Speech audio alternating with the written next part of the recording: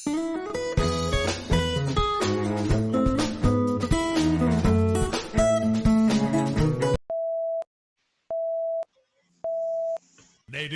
go! Assalamualaikum warahmatullahi wabarakatuh. Selamat pagi adik-adik. Waalaikumsalam warahmatullahi wabarakatuh. Selamat pagi Ibu. Pagi Bu. Ya, baik. Bagaimana kabar adik-adik hari ini? Alhamdulillah Baik, Ibu. Alhamdulillah baik Ibu. Alhamdulillah semuanya sehat ya. Baik. Sudah siap hari ini untuk belajar? Siap Ibu. Siap Ibu. Ya, harus semangat ya. Supaya apa yang kita pelajari hari ini itu dapat kita pahami secara cepat kalau kita semangat untuk belajar. Ya, baik. Untuk memulai pembelajaran, Ibu akan mengecek kehadiran adik-adik ya.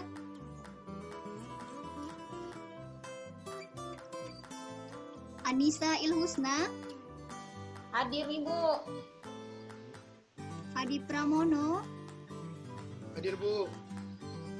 Makfira, Hadir Ibu. Uraifatul Jannah, Hadir Ibu. Nurul Afika, Hadir Ibu. Nur Isti Kamaria, Hadir Ibu. Makfira,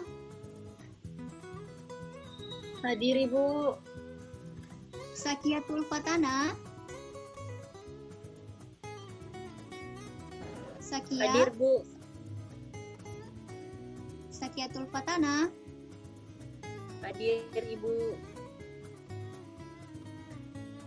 ya baik. Sandi Sanjaya, iya baik. Alhamdulillah semua adik-adik sudah hadir ya.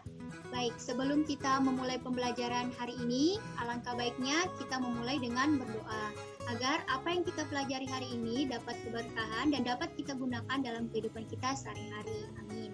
Ya, berdoa menurut keyakinan kita masing-masing. Berdoa Ibu pimpin, berdoa dimulai.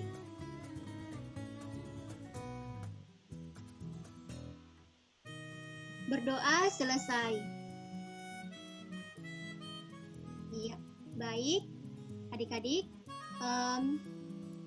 pada hari ini Ibu akan membahas materi pada bab 9 yaitu sistem ekskresi pada manusia. Adik-adik bisa membuka pada e-book yang telah Ibu kirimkan di via WhatsApp, yaitu merupakan buku paket IPA untuk SMP edisi 2017. Silakan dibuka pada halaman 79 bab 9. Ya. Kalau sudah dibuka bukunya, tolong diperhatikan PPT Ibu ya adik-adik. Ibu akan menjelaskan apa itu sistem ekskresi pada manusia. Ya, sebelum Ibu lanjut, Ibu akan memberikan gambaran seperti apa itu sistem ekskresi manusia. Adik-adik dapat melihat pada gambar PPT yang Ibu tampilkan, itu gambar apa? Apa yang sedang dilakukan oleh wanita yang ada pada di gambar ini? Ada yang bisa berikan pendapat? Sedang berolahraga Ibu. Sedang olahraga Ibu. Benar sekali. Wanita ini sedang melakukan olahraga dan setelah ia berolahraga, ia menghasilkan keringat. Nah, mengapa kira-kira ia menghasilkan keringat? Jadi proses pengeluaran iya, karena kecapean, betul sekali. Karena dia beraktivitas dan mengeluarkan energi yang besar untuk berolahraga, sehingga dia menghasilkan keringat. Jadi, ini merupakan suatu gambaran dari sistem ekskresi pada manusia. Ya, baik. Kita lanjut ke slide selanjutnya, yaitu pengertian sistem ekskresi. Sistem ekskresi merupakan kemampuan untuk menjaga keseimbangan tubuh dengan cara membuang bahan-bahan sisa metabolisme yang dikeluarkan oleh sel. Jadi intinya, sistem ekskresi ini merupakan proses pengeluaran zat sisa metabolisme yang sudah tidak digunakan oleh tubuh. Mengapa harus dikeluarkan? Karena jika tidak dikeluarkan, zat-zat yang sisa dari metabolisme ini akan membahayakan tubuh kita. karena sudah tidak berguna dan akan berbahaya untuk tubuh kita karena dia akan bersifat sebagai racun. Kemudian dapat adik-adik lihat pada gambar pada PPT, ada yang bisa menyebutkan gambar tersebut, gambar organ apa saja? Saya Ibu. Ya, silakan. Ada organ hati, ginjal, terus paru-paru, sama kulit Ibu.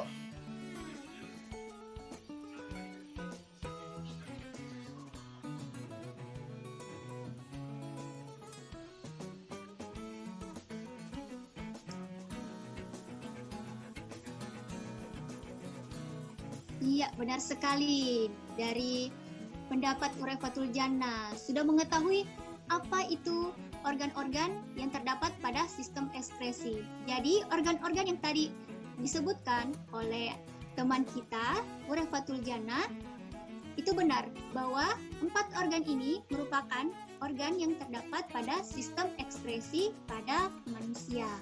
Baik, kita lanjut ke slide selanjutnya. Ya, kita masuk ke organ yang pertama, yaitu ginjal. Ginjal merupakan organ yang mengeluarkan sisa metabolisme berupa urin. Kemudian, urin ini proses pembentukannya melalui 3 tahap. Yang pertama adalah tahap filtrasi, kemudian yang kedua tahap reabsorpsi, dan yang ketiga augmentasi. Jadi, pada ginjal untuk menghasilkan urin, dia harus melalui 3 tahap ini. Nah, untuk lebih jelasnya, adik-adik bisa lihat pada gambar yang Ibu tampilkan pada PPT, itu terdapat gambar nomor 1, 2, 3, dan 4, itu merupakan bagian-bagian dari nefron. Pada nefron, itu terdapat pada tahap filtrasi, tahap pertama perbentukan urin, ini terjadi penyaringan, di mana ini terjadi pada penyaringan kapsula Bowman. Di dalam kapsula Bowman itu terdapat glomerulus. Nah, glomerulus ini terdapat aliran darah. Aliran darah ini yang akan disaring. Zat yang akan digunakan oleh tubuh dan zat yang tidak digunakan oleh tubuh. Kemudian, hasil dari filtrasi itu menghasilkan urin primer. Nah, kemudian masuk ke tahap reabsorpsi. Tahap reabsorpsi merupakan tahap lanjutan dari proses filtrasi, di mana urin primer yang telah disaring pada tahap filtrasi akan dilakukan penyerapan kembali. Nah, di mana proses reabsorpsi ini terjadi, yaitu pada tubulus proksimal. Tubulus proksimal akan melakukan penyerapan kembali urin primer karena masih terdapat zat-zat yang akan digunakan oleh tubuh seperti sebagian air, kemudian garam-garam mineral, glukosa, dan asam amino.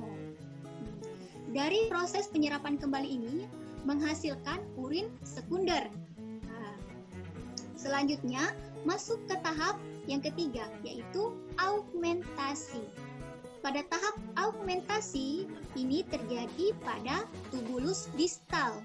Nah, di tubulus distal ini terjadi proses penggabungan antara urin sekunder yang telah disaring oleh tahap filtrasi dan reabsorpsi itu akan digabungkan dengan zat sisa dari darah, yaitu hormon yang sudah tidak digunakan lagi, kemudian zat obat-obatan yang dalam jumlah banyak itu sudah tidak digunakan lagi, akan digabung menjadi urin yang sesungguhnya. Jadi, proses augmentasi ini merupakan proses akhir atau tahap akhir terbentuknya urin yang sesungguhnya.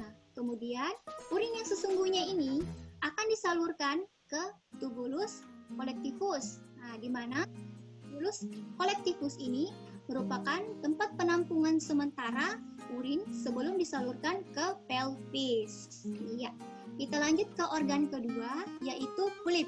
Nah, sama seperti penggambaran yang Ibu berikan di awal pembelajaran tadi, yaitu orang yang setelah berolahraga itu berkeringat. Nah, mengapa ia berkeringat? Nah, itu terjadi terjadi karena kulit melakukan proses ekskresi yang menghasilkan keringat. Jadi, kulit ini terdapat dua lapisan. Yang pertama yaitu lapisan dermis dan lapisan epidermis. Lapisan dermis merupakan lapisan bawah yang terdapat jaringan keringat atau selubung keringat. Kemudian kelenjar keringat. Kemudian pada lapisan epidermis itu terdapat pori-pori. Karena terjadi aktivitas saat berolahraga, itu menyebabkan pembuluh darah menjadi melebar karena dia terus memberikan saluran-saluran energi untuk mencukupi aktivitas yang kita lakukan. Kemudian ini mengakibatkan air dan garam-garam mineral itu berdifusi melalui kelenjar keringat. Nah, dia akan berdifusi di kelenjar keringat pada lapisan dermis, kemudian akan menuju lapisan epidermis dan keluar dalam bentuk keringat pada pori-pori kita. Itulah proses terjadinya ekskresi pada kulit yang menghasilkan keringat. Kemudian kita lanjut ke organ selanjutnya di slide selanjutnya. Ya, yang ketiga ada organ paru-paru. Nah, tentu tidak asing jika kita mendengar kata paru-paru. Paru-paru ini ternyata berfungsi juga pada sistem ekskresi. Nah, dan tentu adik-adik tahu, paru-paru ini merupakan salah satu organ yang juga berfungsi pada proses pernafasan. Jadi, paru-paru ini berfungsi untuk mengeluarkan karbon dioksida dan H2O dari proses difusi oksigen di dalam alveolus. Kemudian, organ keempat yaitu hati. Hati ini berfungsi untuk mengeluarkan zat sisa metabolisme berupa bilirubin. Bilirubin ini merupakan hasil perombakan sel-sel darah merah yang sudah tua untuk digunakan sebagai zat warna empedu. Sehingga ini menyebabkan urin kita berwarna kuning dan pada feses itu berwarna kecoklatan. Baik, kita lanjut ke slide selanjutnya, yaitu gangguan pada sistem ekskresi manusia. Yang pertama ada nefritis, albuminuria, batu ginjal, hematuria, kanker ginjal, diabetes insipidus, biang keringat. Jadi, Ibu berikan contoh gambaran dari gangguan-gangguan ini. Ibu berikan dua, contohnya dapat adik-adik lihat pada gambar. Yang pertama adalah nefritis. Nah, ini merupakan bentuk ginjal orang yang mengalami gangguan nefritis karena terjadi gangguan atau infeksi akibat bakteri Streptococcus yang menyebabkan proses penyaringan darah tidak berfungsi dengan baik. Kemudian pada batu ginjal ini merupakan gangguan akibat orang yang tidak meminum air secara cukup, kemudian terbiasa untuk menahan kencing sehingga urin-urin yang harus dikeluarkan itu mengkristal dan menyumbat pelvis atau saluran tempat pengeluaran urin. Baik, dari materi yang Ibu sampaikan, Ibu akan memberikan kuis kepada adik-adik. Kuisnya itu akan Ibu beri poin. Ibu akan memberikan pertanyaan, tolong dijawab ya. Pada organ-organ sistem ekskresi manusia, organ apa yang berfungsi pada sistem ekskresi, tetapi berfungsi juga pada sistem pernafasan? Ayo, siapa yang bisa jawab? Saya, Ibu. Bagus, Adi Pramono, silahkan. Paru-paru, Ibu. Iya, bagus sekali. Berikan aplaus kepada saudara Hadi Pramono. Adik-adik Pramono. Iya, betul sekali ya. Paru-paru merupakan organ yang selain berfungsi sebagai pada sistem ekskresi, dia juga berfungsi pada sistem pernafasan. Baik, Ibu rasa pada pembelajaran hari ini sudah cukup. Bila ada yang masih adik-adik belum ngerti, silahkan ditanyakan kepada Ibu. Bisa ditanyakan di grup via WhatsApp atau datang ke sekolah. Kita akan memberikan tugas kepada adik-adik. Ibu akan kirimkan soal 10 nomor pilihan ganda dan 5 isian. Tolong dikerjakan belajar online. Adik harus tetap rajin belajar. Baik, sekian pembelajaran hari ini. Ibu tutup. Wassalamualaikum warahmatullahi wabarakatuh. Terima kasih adik-adik.